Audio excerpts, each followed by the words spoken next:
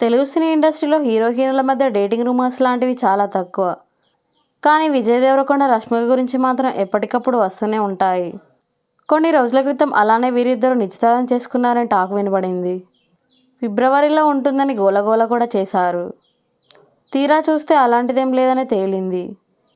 అయితే ఇప్పుడు వీరిద్దరూ కలిసి రహస్యంగా ఫారిన్ ట్రిప్కి వెళ్ళొచ్చారని పుకార్లు గట్టిగా వినిపిస్తున్నాయి.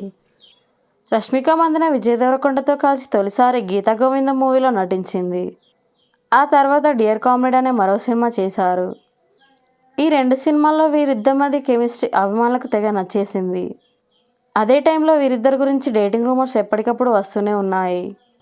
గతంలో మాల్దీవ్స్ ట్రిప్కి కలిసి వెళ్లారని కొన్ని ఫోటోలతో సహా వైరల్ అయ్యాయి. తాజాగా కొన్ని రోజుల క్రితం విజయ్ దేవరకొండ కొన్ని ఫోటోలను పోస్ట్ చేశాడు. అది టూర్ అని తెలుస్తుంది, కానీ ప్లేస్ ఎక్కడ అనేది మాత్రం అర్థం కావట్లేదు. ఇకపోతే తాజాగా రష్మిక కొన్ని ఫోటోలను పోస్ట్ చేసింది.